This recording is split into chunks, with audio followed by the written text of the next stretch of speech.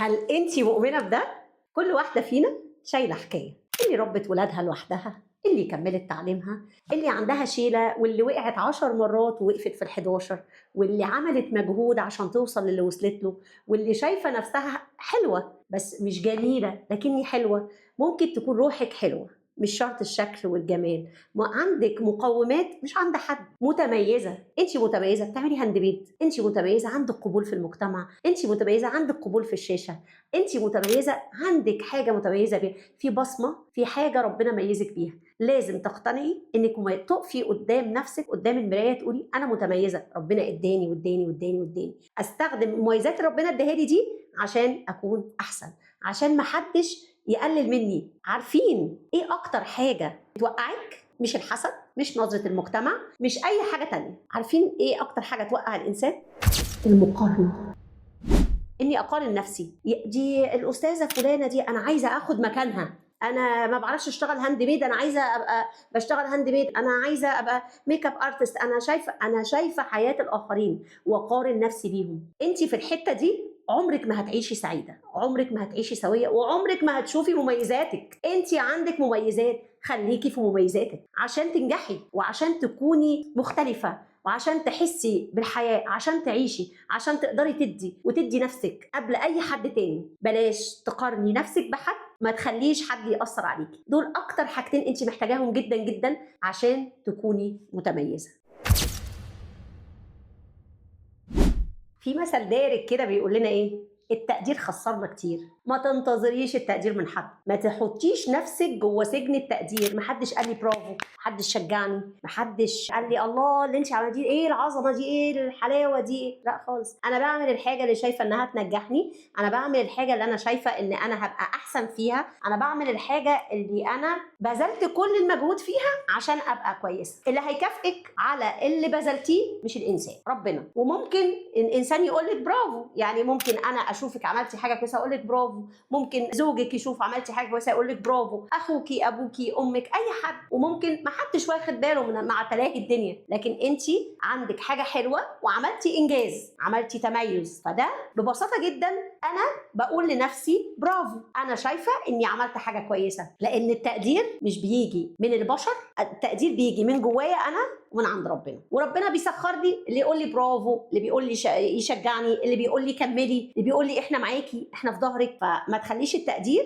محطك في سجن ان ما حدش قال لي فخلاص انا يجيني احباط، او ان انا ما اعملش، لا يبقى انا ما عملتش حاجه حلوه، يبقى انا الحاجه دي انا مش شايفاها كويسه. ابتدي ان انا اراجع نفسي، ابتدي ان انا اقول لا لا لا، يبقى انا اللي بعمله ده مش صح، اللي بعمله مش حلو، اللي بعمله مش ملفت. لا خالص، ما تنتظريش التقدير من حد.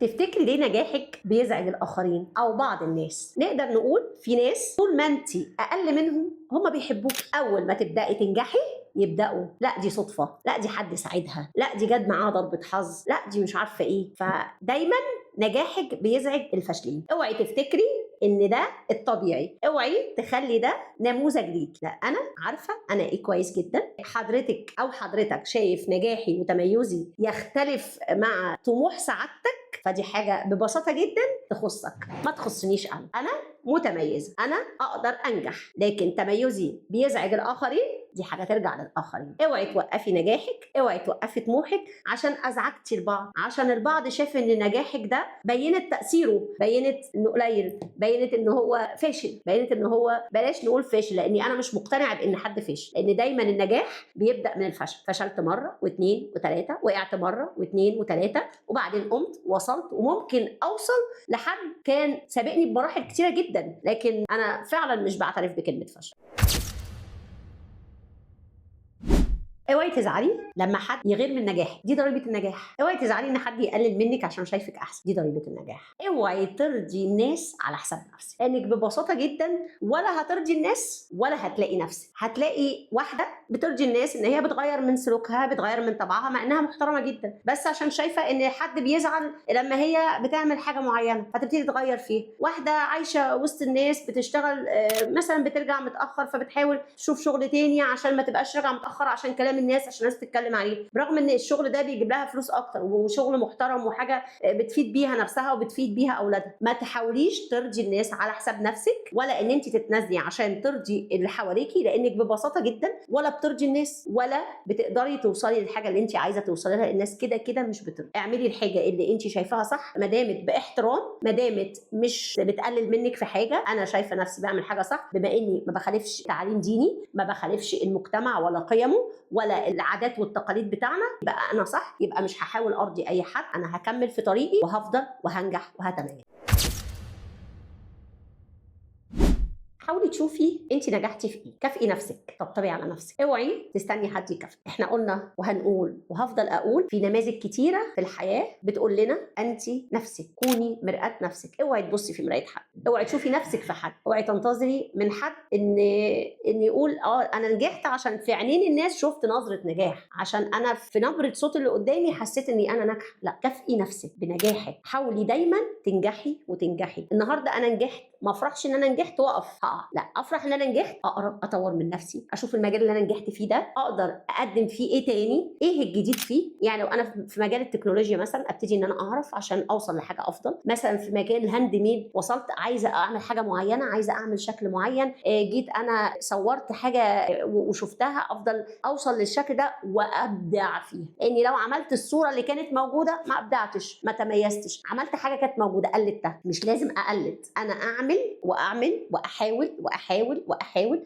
لحد لما اوصل للنموذج اللي يبقى متميز. انا برسم، اطور من نفسي، اشوف الالوان، ايه الجديد، ايه الجديد في الرسم. التكنولوجيا دخلت معايا في الرسم دلوقتي، ان انا اقدر ادمج وامزج الالوان بشكل معين. الملابس، الاعمال اليدويه، الاشغال اليدويه، الجلود، في الحرق على الجلد وعمل اشكال، وفي حاجات كتيره قوي احنا ما بقيناش بنستخدمها كتير لكنها موجوده. تميزي. يعني مثلا حد بيرسم على الفحم، ما بقاش حد بيرسم على الفحم كتير، انت بتحبي الرسم، تميزي في الحته دي. في حد مثلا بيعمل شنط وهاند ميد بشكل معين بالجلد، بيحرق على الجلد فبيطلع اشكال جميله جدا، بس مش كتيره. تميزي، شوفي الحاجه اللي مش في غيرك او مش موجوده كتير، وحاولي ان انت تكوني موجوده في الحته دي. نمي من نفسك، طوري من نفسك عشان تكوني افضل، عشان تبقي في حته لوحدك مش في حته تانية مع حد. دايما كوني نفسك.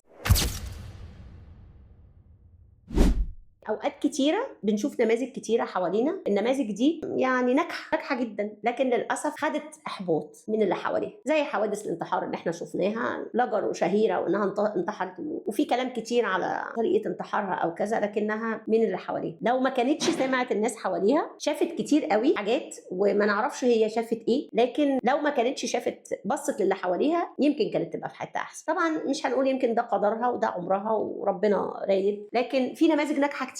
مش بس ليه؟ لانها ما بصتش للي حواليها، ما سمعتش للناس، ما سمعتش اراء الاخرين فيها. هتلاقي العالمه متميزه، هتلاقي وزيره. احنا المصريين القدماء، اول ملكه في التاريخ كانت مصريه، حتشبسوت، ملكه شجره الدر. انت حفيده ملكات، فانت دايما متميزه، جيناتك فيها تميز، فطبيعي ان انت تشتغلي على ده. دي حاجه كويسه جدا. كمان عندنا حد زي الدكتوره انيسه حسونه رحمه الله عليها، من اكبر محاربي السرطان، وكانت متميزه وكانت بتخدم كتير جدا. عندنا الام تريز، رمز للعطاء ورمز للانسانيه، والعالم كله تم تكريمها، وحتى الان هي بتذكر بان هي رمز للعطاء ورمز للانسانيه. الاميره ديانا، يعني العيله المالكه، وان هي بتنزل للناس البسيطه، هتفضل سايبه بصمه، ان هي هتفضل سايبه اثر في قلوب كل الناس اللي هي اتعاملت معاهم، في قلوب كل حد طبطبت عليه، في كل طفل هي تعاطفت معاه، في كل حد هي ادته ميه يشربها، ان هي صعب عليها عملت له حاجه. هتفضل الاميره ديانا من المتميزات. نماذج كتيره قوي قوي قوي في حياتنا فيها تميز، سيدات كتيره قوي في مجتمعنا، القاضيه والوزيره، كتير كتير كتير كتير. لو قعدنا نعد المتميزات كتير. اعرف شخصيه كانت بدات بمحو اميه، وصلت للكليه، واولادها في مراكز وفي مناصب، وفي ان هي ما قالتش انا عدى عليا خلاص العمر فاتني، ان انا اللي راح، انا ام واب، انا بعمل انا كذا. لا، ابتدت ان هي تشتغل على نفسها، ابتدت ان هي تجتهد، وبالفعل طلعت في التلفزيون كتير جدا جدا. ودي حاجه انا بفتخر بيها وبفتخر بكل امراه. اتمنى كل مرأة تكون عندها تميزها وتشتغل على التميز اللي عندها. في قيادات كتيرة مرت في حياتي، أنا أفتخر إني اشتغلت تحت إيد قيادة مديرة إدارة كنت أنا بعمل تحت إدارتها، فعلا مرأة حديدية، هي نموذج ليا أنا بفتخر بيه. مديرة ليا في أول ما اشتغلت بفتخر بيها وبعتبرها أم ليا.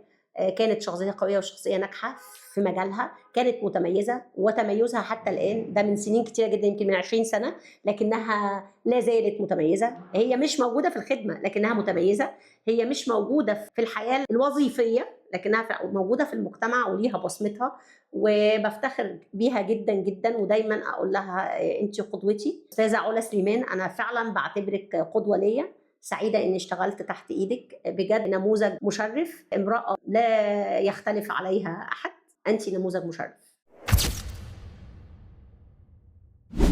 في الختام حابة أسألك سؤال بسيط خالص، لو قلنا لبنتك إيه أكتر حاجة بتميز مامتك، يا ترى هتقول إيه؟ ولو قلت لك أنت اذكري لي مميزات ليكي، اذكري لي عيوب، هتذكري إيه؟ هل هتفتكري؟ هل هتعرفي إيه هي مميزاتك وتعديها، ولا هتعدي بس السلبيات اللي أنت فيها؟ ببساطة جدا أنا حابة إنك تشوفي نفسك على حقيقتها، على طبيعتها، ما تستنيش تقدير من حد، اوعي تنكسري، اوعي تسمحي لحد يقلل منك. من القلب للقلب بقولك كوني نفسك، كوني فخورة بنفسك، حطي نفسك أنا ثم الباقي كله، لأنك لو عطيتي لنفسك هتقدري تدي الآخرين. لما تشوفي نفسك قوية هتكوني قوية فعلا. أحيانا بيكون مش من حقك إنك تضعفي، مش من حقك إنك تنكسري، لأن في ناس كتيرة قوي ورا ظهرك، الناس دي متعلقة في القلب، بتقولك أنت قوية، بتقولك أنت متميزة. ببساطة منتظرة أسئلتكم، منتظرة كل واحدة فيكم تعلق وتقول لي مميزاتها إيه، شايفة عيوبها إيه، شايفة الحلقة فادتها بإيه. هستناكم وبإذن الله مع حلقة جديدة من ببساطة مع ميري فايز. ببساطة ببساطة ببساطة، بدون طلبات إحاطة وبدون ختام وزارة، حنقولك إيه العبارة وكل ده ببساطة. مهما الإنسان بيعاني من موقف لا إنساني، حتلاقي الحل معانا ببساطة مع ميري. ببساطة ببساطة ببساطة مع ميري، ببساطة مع ميري.